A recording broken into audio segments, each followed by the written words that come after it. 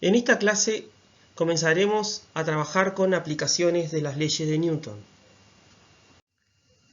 Primero que nada, haremos la corrección del cuestionario online que tenían para trabajar ustedes. Explicaremos cuáles eran las opciones correctas y por qué, además de analizar los porcentajes de respuestas que se realizaron antes y después de observar el video sobre el tema. A continuación hablaremos de los diagramas de cuerpo libre. Luego desarrollaremos el caso de un cuerpo sobre un plano horizontal.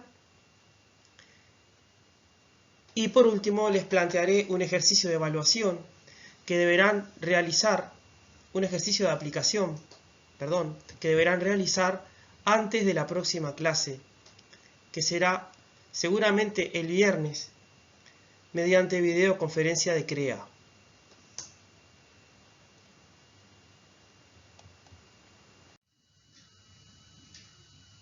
Veamos ahora cuáles eran las respuestas correctas y la fundamentación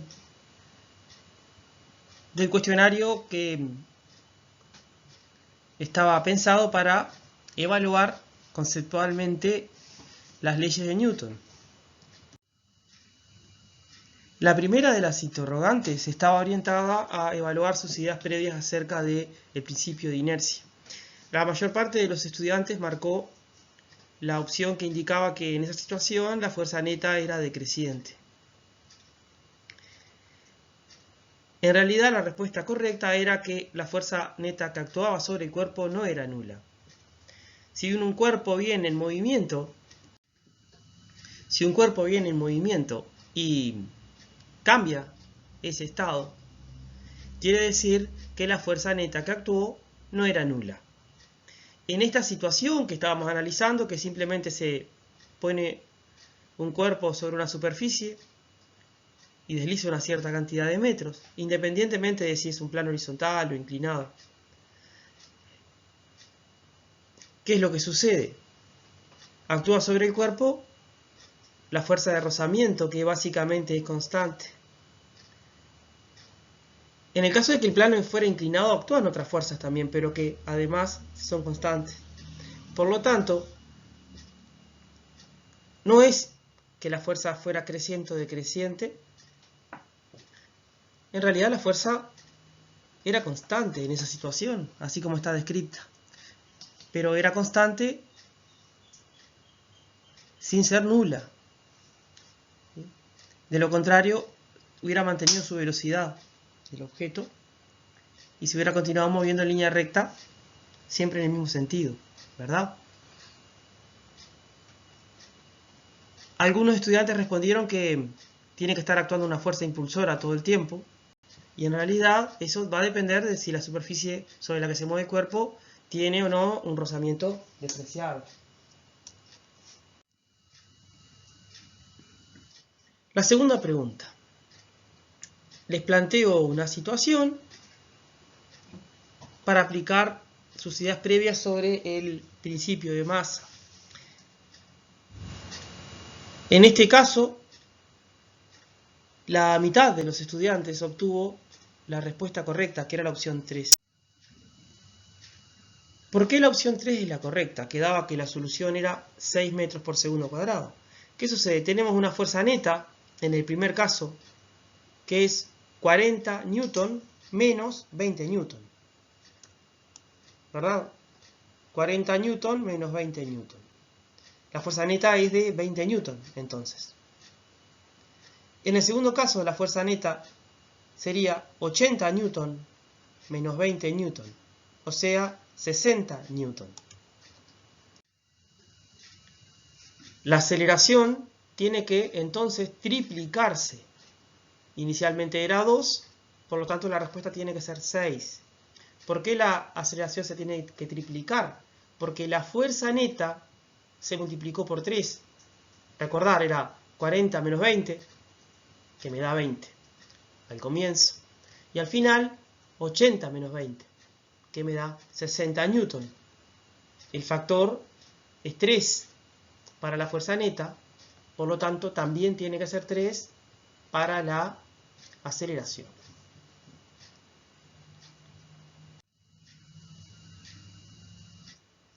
La tercera pregunta era para indagar el principio de acción y reacción. La respuesta correcta fue seleccionada por un poco más de la mitad, ¿verdad? 55% de los estudiantes. Recordad que ustedes habían leído la bibliografía, ¿no? Deberían haber contestado todos bien, pero bueno. De todos modos, en esta fue la que obtuvo un mejor porcentaje de la respuesta correcta. Se tiene que cumplir que la fuerza que ejerce el ropero sobre la persona tenga el mismo valor, por lo que dice el principio de acción y reacción, ¿verdad? Que las fuerzas de interacción tienen siempre igual módulo. Y esto es independiente de si el objeto se logra desplazar o no, ¿verdad? En todos los casos, las fuerzas que se ejercen entre sí y los cuerpos son iguales.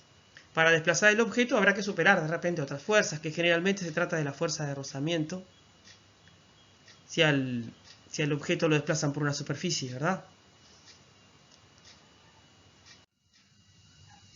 Por lo tanto, como les decía, la respuesta correcta era la fuerza ejercida sobre el ropero sobre ti es igual a 50 newton.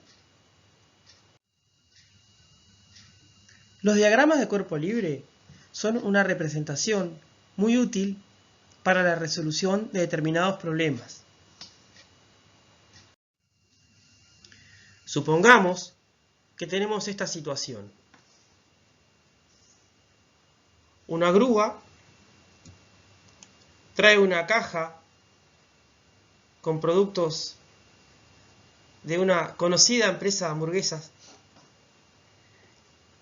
Un muy popular personaje se acerca para obtener alguna de esas hamburguesas. En la primera situación tenemos la caja de hamburguesas suspendida de una cuerda. Y vamos a analizar, primero que nada, cuáles serían las fuerzas que actúan sobre esta caja con hamburguesas. Y luego veremos cuál sería el correspondiente diagrama de cuerpo libre. La primera fuerza que representamos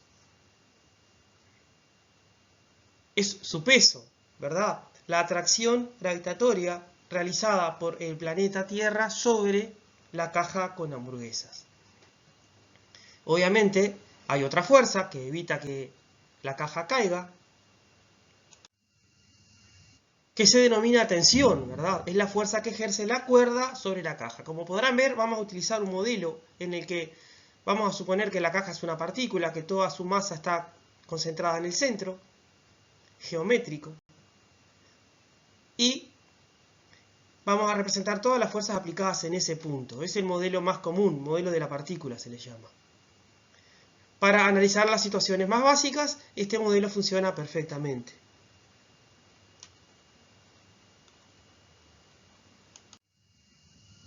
¿Qué sería el diagrama de cuerpo libre? Sería una representación en la que simbolizamos el cuerpo, generalmente se dibuja con bloquecitos. Puede ser un cuadradito, una esfera, según el caso, ¿verdad? Debe ser un círculo, según el caso, ¿verdad? Y todas las fuerzas que actúan sobre ese cuerpo. En este caso estábamos analizando la caja con hamburguesas. Bueno, se representan las fuerzas que actúan sobre la caja con hamburguesas.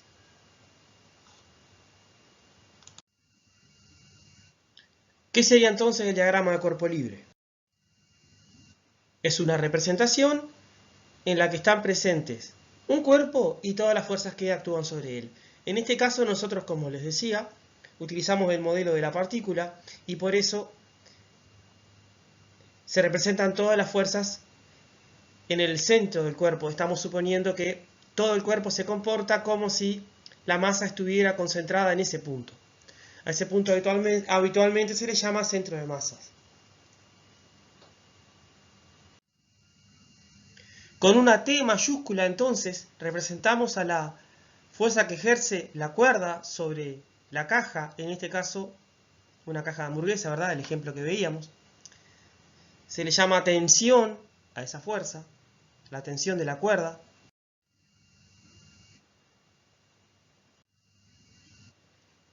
La P corresponde al peso o fuerza de gravedad, también conocida como fuerza de gravedad, que recordemos, ustedes lo vieron en el curso de tercer año, el peso de un objeto, que es obviamente una fuerza, se determina multiplicando la masa de ese objeto por la aceleración gravitatoria,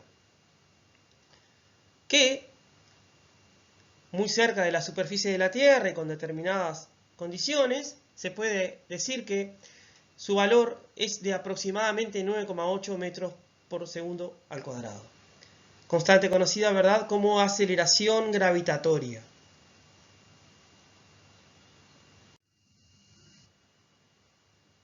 Supongamos ahora que se deposita sobre la superficie la caja. Ya no está suspendida.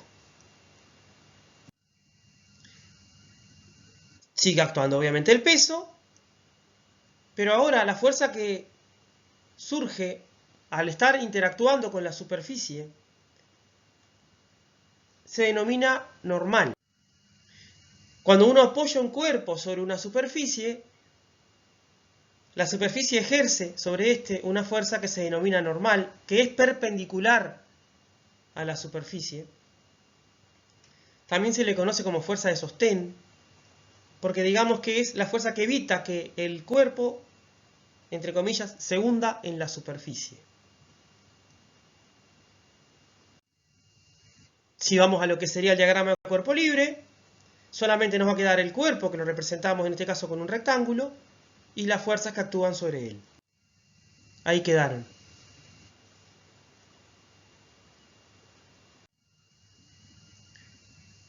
A la fuerza N se le denomina reacción normal del plano o simplemente normal. Supongamos ahora que viene este muy popular personaje y trata de desplazar la caja empujándola.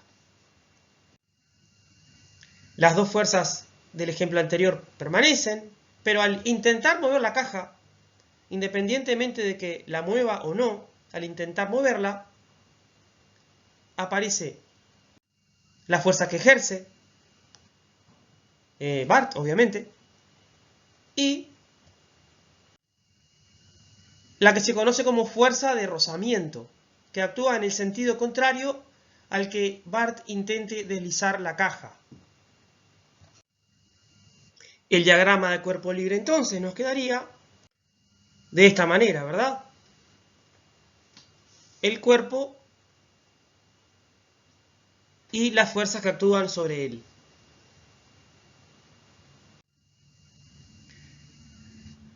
Habitualmente a la fuerza que aplicaba en este ejemplo Bart se le llama fuerza impulsora o simplemente fuerza. Y surge que en realidad le aplica también la superficie. Al igual que la normal, la fuerza de rozamiento es aplicada por la superficie, en el sentido contrario al que Bart intente deslizar la caja. También se le llama fuerza de fricción a veces.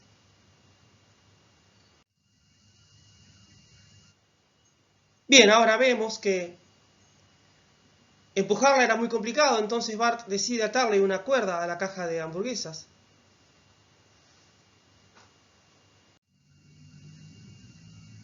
Se mantienen la mayoría de las fuerzas que estaban actuando hoy, ¿verdad? El único cambio va a ser que en lugar de hablar de una fuerza impulsora que se aplica directamente sobre la caja, vemos que está actuando la tensión de la cuerda que fue atada por Bart en la caja, ¿verdad? Si planteamos el diagrama de cuerpo libre, nos queda muy similar obviamente al anterior, solo que en lugar de la fuerza impulsora, en este caso tenemos a la tensión de la cuerda.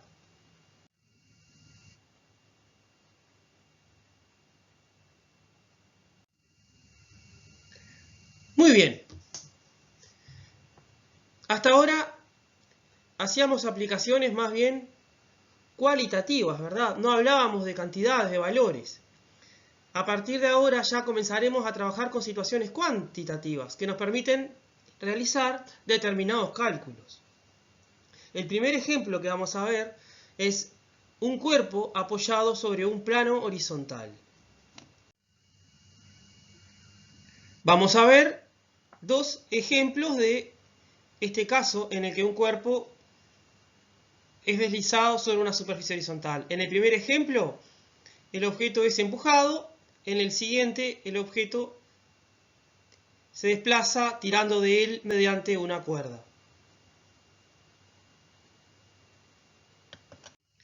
Como veíamos anteriormente, estas serían las fuerzas que actúan sobre el cuerpo. Este sería su diagrama de cuerpo libre. Para el análisis, es muy práctico analizar las fuerzas que actúan separándolas en dos ejes. Las que actúan según el eje de las Y, que en este caso es vertical, y las que actúan en el eje de las X, que en este caso es horizontal. ¿Por qué es práctico? Porque, por ejemplo, en este caso, como el cuerpo se mantiene desplazándose sobre la superficie, o sea, ni se hunde ni se levanta, se desliza la caja sobre la superficie, se tiene que cumplir que la fuerza normal y la fuerza peso tengan el mismo módulo. Dicho de otro modo, que en la dirección Y no haya fuerza neta, porque de lo contrario, el cuerpo aceleraría en la dirección Y, ya sea, como les decía, levantándose o hundiéndose. Conclusión, la normal y el peso tienen que valer lo mismo en esta situación y en situaciones equivalentes. Por lo tanto, sus efectos se cancelan. No es que no estén presentes, están presentes, pero sus efectos se cancelan. Por lo tanto, al hallar la fuerza total sobre el cuerpo, solamente quedan las dos fuerzas que están actuando sobre el eje de las X.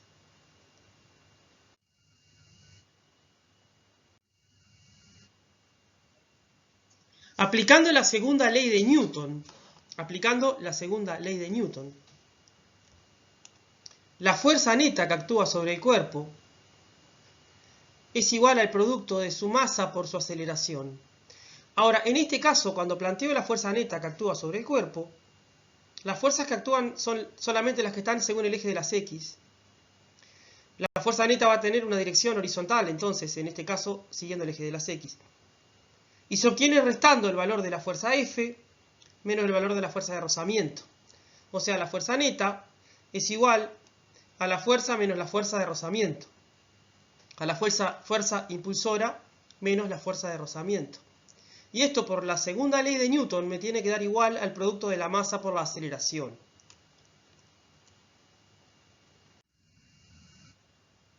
Resumiendo, en esta situación entonces se cumple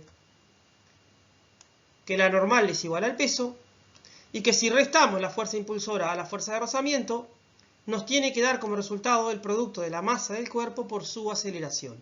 Esto nos permite, por ejemplo, si conocemos algunas de estas variables, obtener las demás, resolviendo simplemente ecuaciones.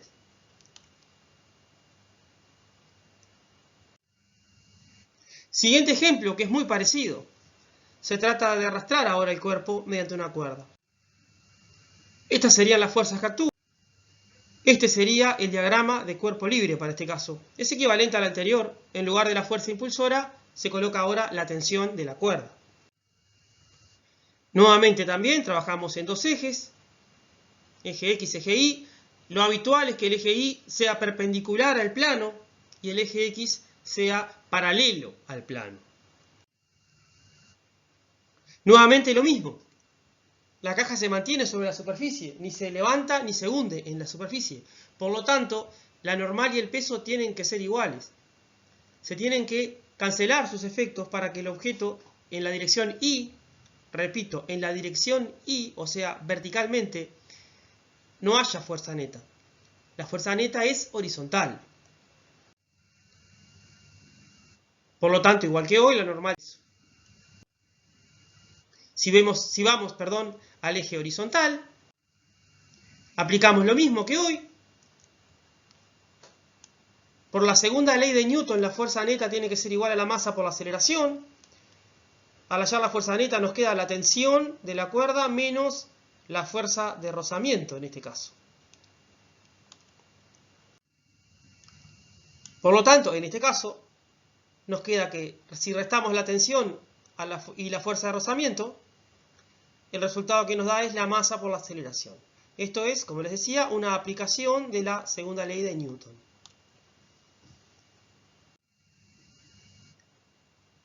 El siguiente ejercicio deben realizarlo como tarea domiciliaria, tenerlo resuelto para la próxima clase, que sería seguramente este viernes mediante videoconferencia de CREA. Los horarios y demás estarán confirmados en la plataforma. Por lo tanto, nos vemos ahí.